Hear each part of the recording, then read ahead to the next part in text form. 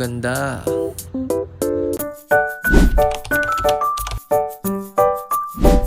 Napagplanuhan nga naming mag-asawa mag-travel papuntang Bohol.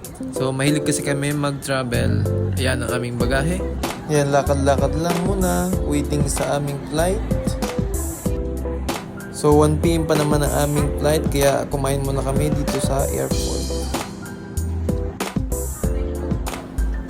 Boarding na kami to Tagbilaran. Siyempre, dapat may baong pagkain sa biyahe. Ito na ang aming bus, papuntang F-Lane. Ayan na. Yan, at buti na lang at hindi masyadong mainit.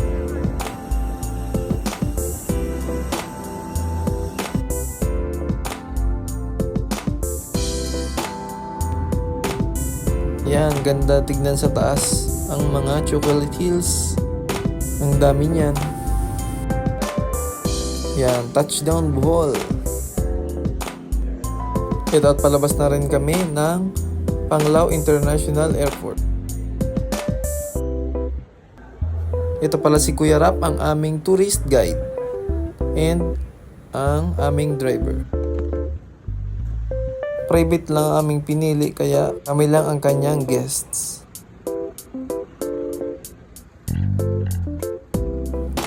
Ayan, let's go! Thank you, Kuya.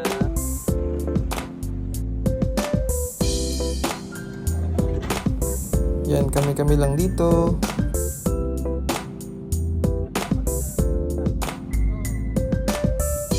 At ang linis sa bola, napakalinis.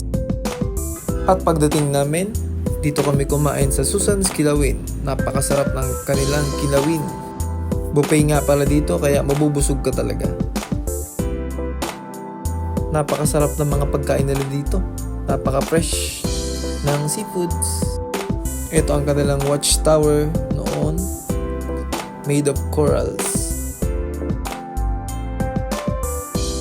Ito ay ang Dawis Church, Bohol. Ito ang isa sa kanilang pinakamatagal ng simbahan.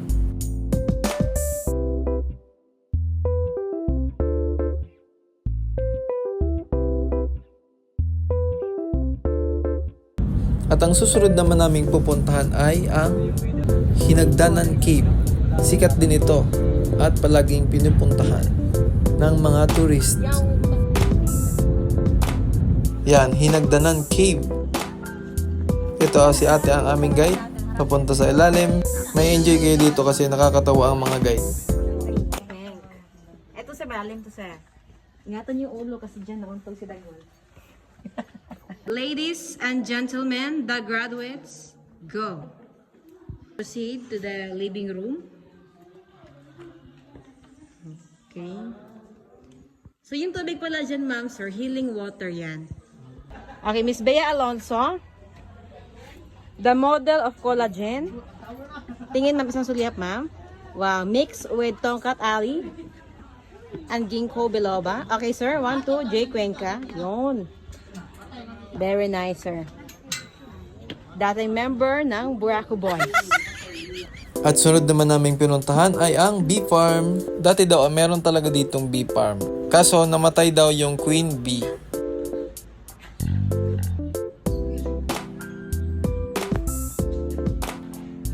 Dito pinaprocess ang kanilang napakasarap na ice cream.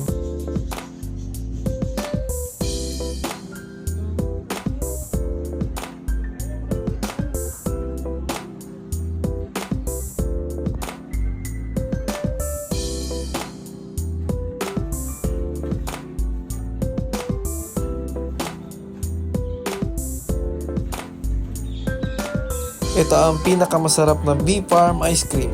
Kapag pumunta kayo ng Bohol, huwag niyong kakalimutan i-try ito. Ano, ang bestseller daw nila, mango, malunggay, tapos guyabano. Mango. Mango gusto mo. Isang mango po, tapos isang... Try this. Super sarap. Ang sarap. So, ito naman ang kanilang mga souvenir. Marami kayong pagpipilian dyan.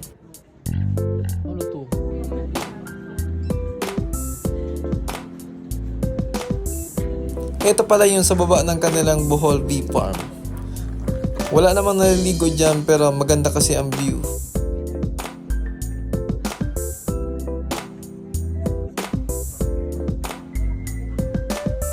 At pumunta rin kami dito sa Oceanica.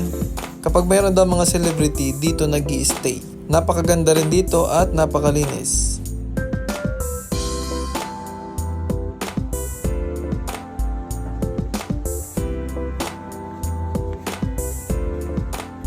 Yan, napakalinis ng kanilang beach.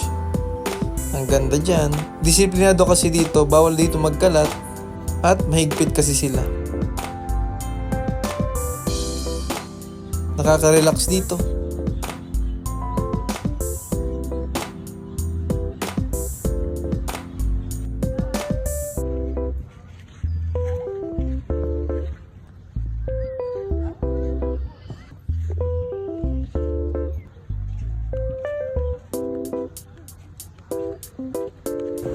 At ang pinakalas naming pinuntahan ay ang Mode 2 Street. Mga store ang mga nandito. Kung mahilig kayo bumili ng mga souvenir, punta rin kayo dito.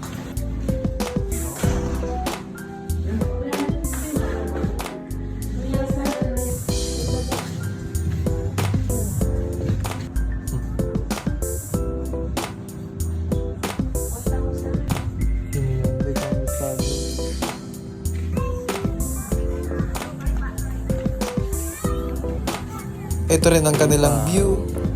Nang linis din.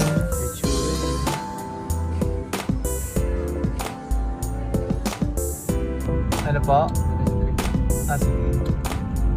At daan muna kami sa church bago umuwi sa aming hotel. Same lang ang itsura ng Dabulan sa bagong simbahan. Matagal na rin itong church nila. At marami na din ditong nasirang bell. Nahulog kasi dahil sa lindol. So dito kami mag-stay sa Alona Pawikan Resort. So dito ang napili namin kasi malayo siya sa ingay. Yan, ang ganda ng aming kwarto. Meron na ding TV. Meron na ding ref.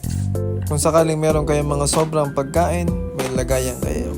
Yan, at ang linis din ng CR.